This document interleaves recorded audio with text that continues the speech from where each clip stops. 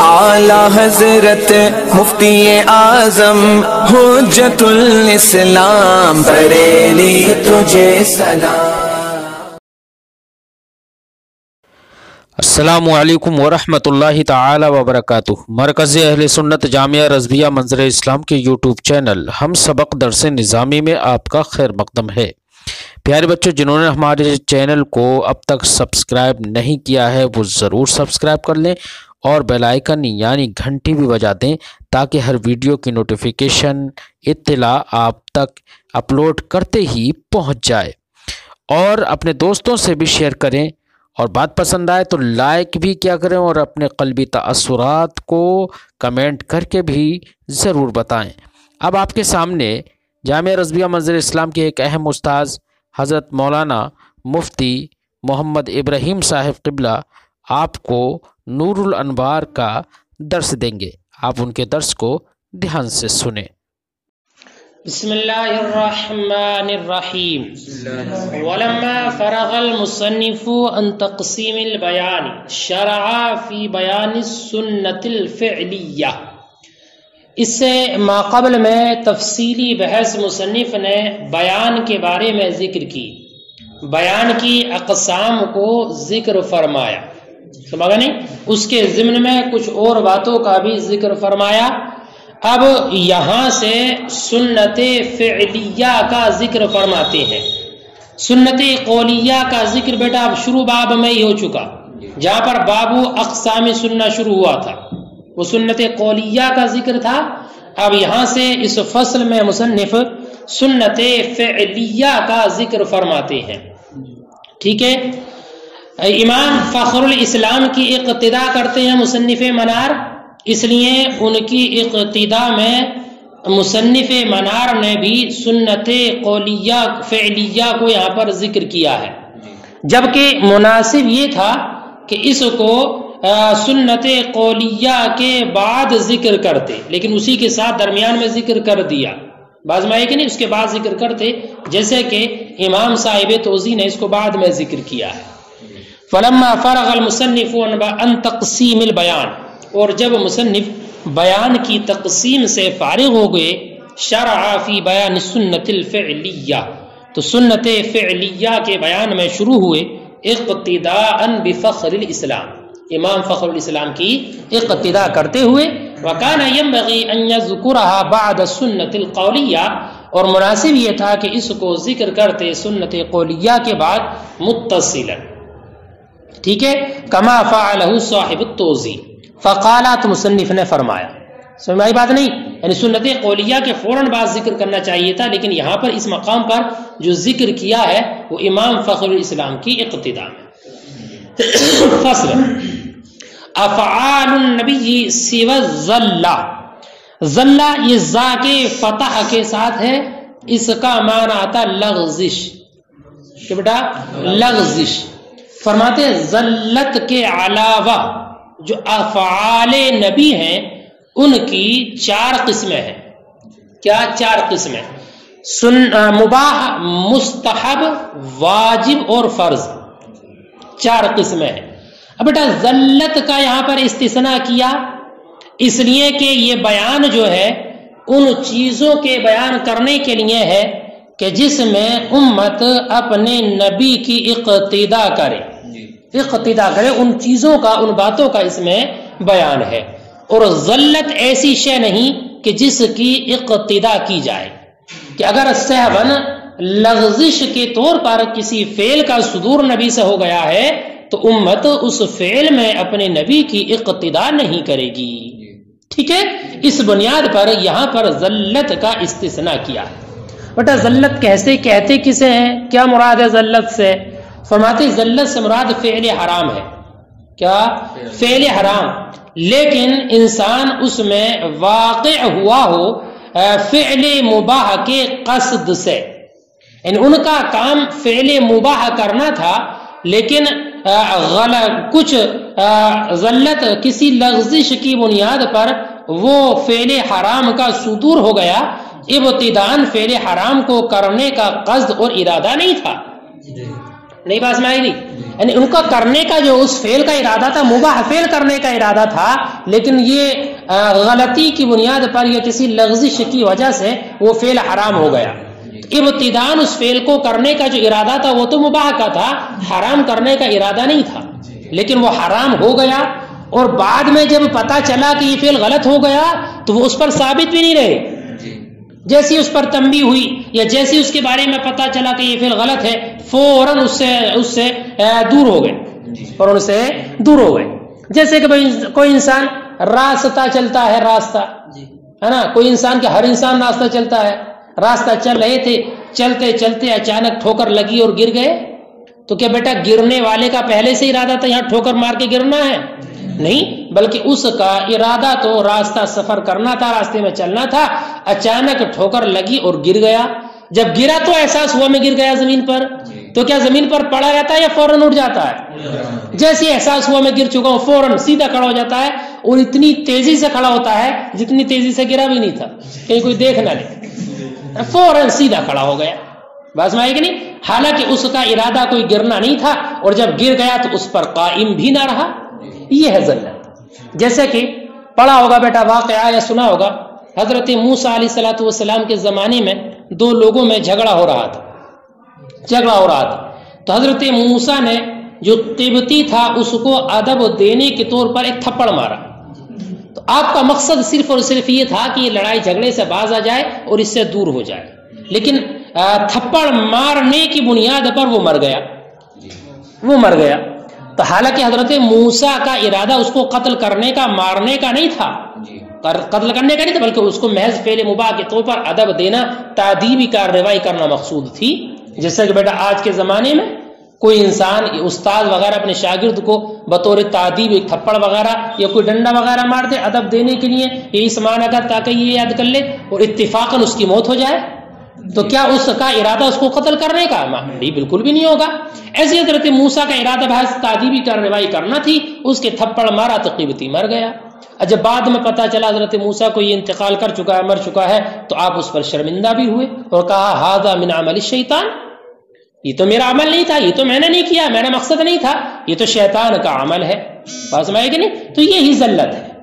اب اگر موسیٰ سے ایسا فعل کوئی صادر ہو گیا کہ تھپڑ مارا اور وہ مر گیا، تو اب امت اس میں اقتدا نہیں کرے گی، ذلت کسی بھی فعل میں اقتدا نہیں کی جائے گی۔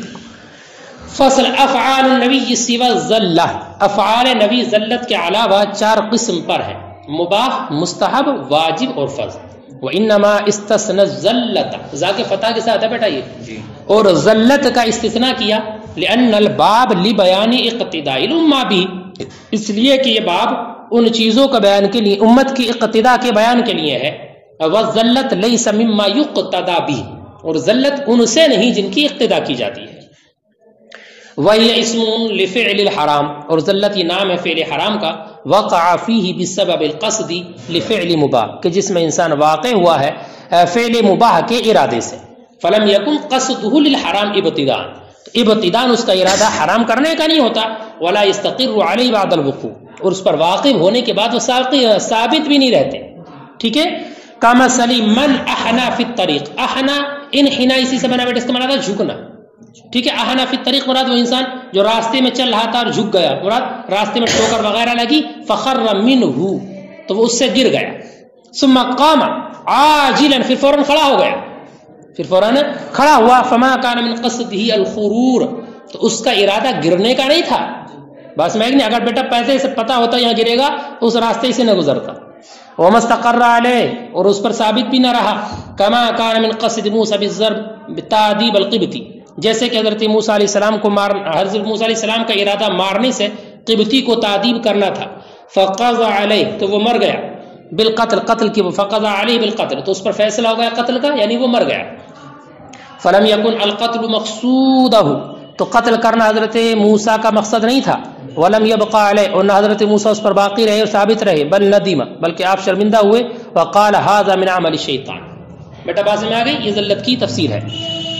فرماتے ولکن ھذا التقسیم بالنسبۃ الینا، لیکن بیٹا یہ جو کہا نا کہ افعال نبی کی 4 قسمیں ہیں ذلت کے علاوہ جو افعال نبی ہیں، کیا کہا؟ مباح، مستحب، واجب اور فرض، تو یہ جو اقسام ہے نا یہ ہمارے یعنی امت کی جانب نسبت کرتے ہوئے 4 اقسام ہیں. کیا امت کی طرف نسبت کرتے ہوئے 4 قسمیں ہیں؟ ورنہ تو نبی کے حق میں کوئی شے بھی واجب اصطلاحی نہیں ہے. واجب اصطلاحی نہیں ہے نبی کے حق میں. بندوں کے حق میں، امت کے حق میں ایسا ہے. کسے کہتے ہیں واجب اصطلاحی؟ واجب وہ فعل کہلاتا ہے جس کا ثبوت ایسی دلیل سے ہو جس میں کوئی شبہ ہو، جیسے دلیل خبر واحد، عام خصہ عن البعض، مؤول وغیرہ. تو یہ ایسے دلائل کہ جن میں کوئی شبہ ہو، ان کے ذریعے اس حکم کا ثبوت ہو، وہ واجب کہلاتا ہے. بات میں ہے کہ نہیں؟ اور نبی کے حق میں کوئی بھی دلیل ظنی نہیں ہے، تمام کے تمام دلائل قطعی ہیں. اللہ کے رسول کے حق میں کوئی دلیل ظنی نہیں ہے، اس لیے کہ ظنی دلیل تو وہ ہوگی جس کے بارے میں یقین نہ ہو، علم نہ ہو. ایسی کوئی شے ہے ہی نہیں جس کے بارے میں اللہ کے رسول کو علم نہ ہو. تو دلیل ظنی کا ہی سب کی سب قطعی ہے. اس لیے آپ کے حق میں واجب اصطلاحی نہیں ہے، تمام کوئی بھی فعل واجب اصطلاحی نہیں ہے. اس لیے یہ نسبت، یہ تقسیم جو ہے وہ امت کی طرف نسبت کرتے ہوئے ہے. ٹھیک ہے، دیکھو ولیکن هذا التقسیم من نسبت الینا، لیکن یہ تقسیم ہماری طرف نسبت کرتے ہوئے ہے. والا ففی حقی لم یکن شیء واجبا اصطلاحیا، ورنہ سے کوئی بھی شے آپ کے حق میں واجب اصطلاحی نہیں ہے. لانه ما ثبت بالدلیل، اس لیے کہ واجب وہ ہے جو ثابت ہو اس دلیل سے جس میں شبہ ہو. وکانت الدلائل كلها قطعیہ فی حقی، اور تمام کے تمام دلائل آپ کے حق میں قطعی ہیں. ثم انهم اختلفوا فی اقتضاء افعال لم تصدر عنه ثابت، پھر اختلاف کیا ہے ان افعال کی اقتدا میں جو آپ سے سہو کے طور پر صادر نہ ہوں، ولم تکن له تبعا، اور آپ سے طبعی طور پر نہ ہوں، ولم تکن مخصوصا بھی، اور آپ کے ساتھ وہ خاص نہ ہو. کیا مطلب؟ کہ آپ کے افعال میں اقتدا کی جائے گی یا نہیں کی جائے گی، اس کے بارے میں جو اختلاف ہے نا علماء کا، ان افعال میں ہے جو آپ سے سہو کے طور پر نہ ہوئے ہوں، سہو کے طور پر، یا آپ سے طبعی طور پر نہ ہو، یا آپ کے ساتھ مخصوص نہ ہو. صاحب جیسے کہ بھولے سے کسی فعل کا صدور ہو گیا، اس میں بالاتفاق کسی کے نزدیک بھی اقتدا نہیں کی جائے گی. بیٹا بات میں آئے گی نہیں؟ ایسے ہی طبعی طور پر وہ فعل نہ ہو، جیسے کہ کھانا پینا، اٹھنا بیٹھنا، سونا جاگنا، یہ تمام طبعی افعال ہیں، ان میں اقتدا کرنے میں کوئی اختلاف نہیں ہے. یا ایسے ہی وہ چیز آپ کے ساتھ مخصوص نہ ہو، جیسے کہ تہجد کی نماز کا فرض ہونا، بس میں کہ نہیں، رمضان اور 4 سے زائد بیویوں کا ایک وقت میں رکھنا، یہ آپ کے ساتھ خاص ہے. ان افعال میں اقتدا نہیں ہے. پھر اختلاف کیا ان افعال کی اقتدا میں جو آپ سے سہوا صادر نہ ہو، یا طبعی نہ ہو، یا آپ کے ساتھ مخصوص نہ ہو. فقال بعضهم، تو اب ان کے علاوہ جو افعال ہیں ان میں اقتدا کی جائے گی یا نہیں، تو ان کے بارے میں بعض نے کہا توقف واجب ہے. کیا بیٹا؟ بعض علماء یہ کہتے ہیں کہ اللہ کے رسول کے افعال کے بارے میں توقف کیا جائے، حتی یظہر، یہاں تک کہ یہ بات ظاہر ہو جائے، ان النبی علی ای وجہ فعلہ، کہ نبی اکرم نے کس وجہ سے اس کو کیا ہے. من الاباحت والندب والوجوب، اباحت کے طریقے پر کیا ہے، یا ندب کے طریقے پر کیا ہے، یا وجوب کے طریقے پر. جب یہ ظاہر ہو جائے تو جیسا اللہ کے رسول نے اس پر عمل کیا ہے ویسے ہی ہمارے لیے واجب ہوگا. لیکن جب تک ظاہر نہ ہو تب تک توقف کیا جائے. ایک قول بیٹا. اور بعض نے یہ کہا ہے کہ آپ کے فعل کی اتباع واجب ہے اس وقت تک جب تک کہ اس کے منع ہونے پر دلیل قائم نہ ہو.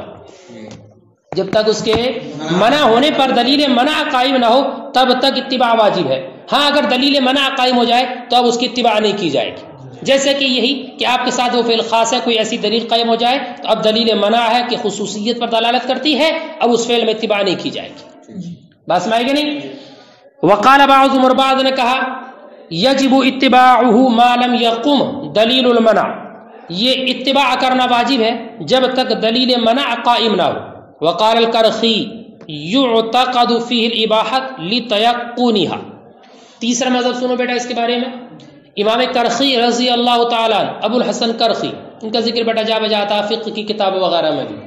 ان کا مذہب یہ ہے، یہ کہتے ہیں کہ اللہ کے رسول نے اس فعل کو کیا ہے تو اس فعل کی اباحت کا یقین رکھا جائے، اس فعل کی اباحت کا یقین اور اعتقاد رکھا جائے. یعنی یہ اعتقاد ضروری ہے کہ جب اللہ کے رسول نے اس فعل کو کیا ہے تو وہ فعل مباح ہے، اس لیے کہ اباحت یقینی ہے، اباحت یقینی ہے۔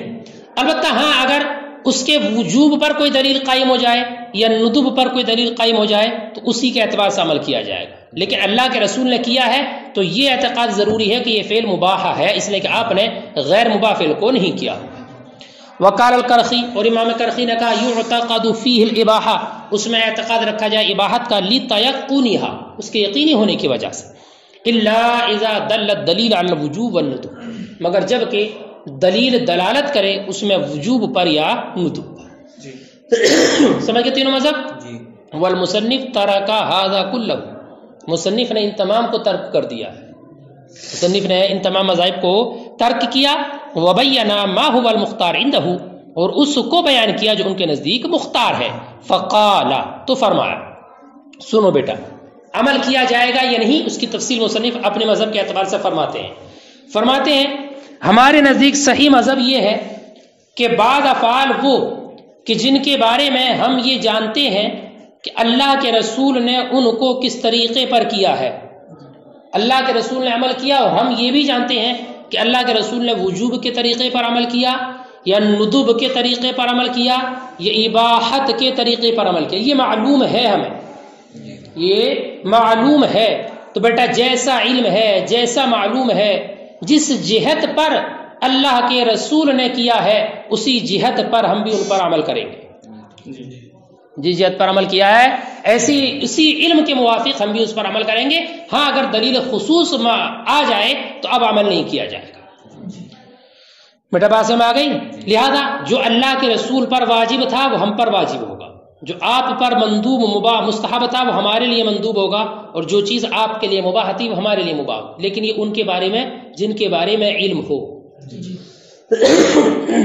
لیکن اگر خصوصیت کی دلیل ہو، جیسے نماز تہجد آپ پر خاص تھی، آپ کے لیے خصوصیت تھی، اس میں دلیل اس پر ہم اس طریقے سے عمل نہیں کریں گے، ہمارے لیے وہ سنت رہے گی۔ دوسری صورت یہ ہے کہ ہمیں یہ علم ہی نہ ہو کہ اللہ کے رسول نے اس پر کس اعتبار سے عمل کیا ہے، یہ تو پتا ہو کہ اللہ کے رسول نے عمل کیا، لیکن یہ معلوم نہ ہو وجوب کے طریقے پر کیا یا ندب یا اباحت کے طریقے پر۔ تو اگر ایسے افعال ہیں تو فرماتے ان افعال پر عمل کیا جائے گا ادنا مرتبے کے اعتبار سے، فعل کے کرنے کا جو ادنا مرتبہ ہے اس کے اعتبار سے عمل کیا جائے گا، اور ادنا مرتبہ کیا ہے؟ اباحت یہ ادنا مرتبہ ہے، ٹھیک ہے، اس کے بعد ہے ندب، ٹھیک ہے، پھر وجوب، پھر فرض۔ ادنا مرتبہ جو ہے وہ اباحت کا ہے، اس اباحت کے اعتبار سے عمل کیا جائے گا۔ کیوں؟ اس لیے کہ ظاہر بات ہے اللہ کے رسول نے جب کیا ہے تو نہ وہ فعل حرام ہوگا اور نہ مکروہ ہوگا، اب ضروری ہے کہ کم سے کم وہ مباح ہے، ٹھیک ہے۔ فرقال والصحیح عندنا، اور ہمارے نزدیک صحیح یہ ہے انما علمنا من افعال، کہ جن کے بارے میں، جن افعال کے بارے میں ہم نے جانا، واقعا علی ای جہت، کہ واقع ہے کس جہت پر، واقعا علی جہت من الوجوب، کہ وہ واقع ہے ایک جہت پر، کیا وجوب، ندب یا اباحت۔ نقتدی ہے بیٹا، نقتدی بھی فی ایقاعہ، تو ہم اقتدا کریں گے اس کے واقع کرنے میں، علی تلک الجہت، اسی جہت پر، کس جہت پر؟ جیسے اللہ کے رسول نے کیا، حتی یقوم دلیل الخصوص، یہاں تک کہ دلیل خصوص قائم ہو جائے۔ فما کان واجبا علیہ یکون واجبا علینا، تو جو آپ پر واجب تھا ہمارے پر واجب ہوگا، اور جو آپ پر مندوب تھا وہ ہم پر مندوب ہوگا، اور جو آپ کے لیے مباح تھا ہمارے لیے بھی مباح ہوگا۔ وما لم نعلم على اي جهة فعله، اور جن کے بارے میں ہم نہیں جانتے کہ آپ نے کس طریقے پر کیا ہے، قلنا، تو ہم نے کہا فعله على ادنى منازل افعاله، ان کا کرنا افعال کے ادنا مرتبے پر ہوگا، وہ هو الاباحہ، اور ادنا مرتبہ کیا ہے؟ اباحت ہے، ٹھیک ہے۔ لأنه لم يفعل حراما او مکروها، البتہ اس لیے کہ آپ نے یقینی طور پر فعل حرام یا فعل مکروہ کو نہیں کیا ہوگا، فلا بد ان یکون مباحا، تو ضروری ہے کہ وہ فعل مباح۔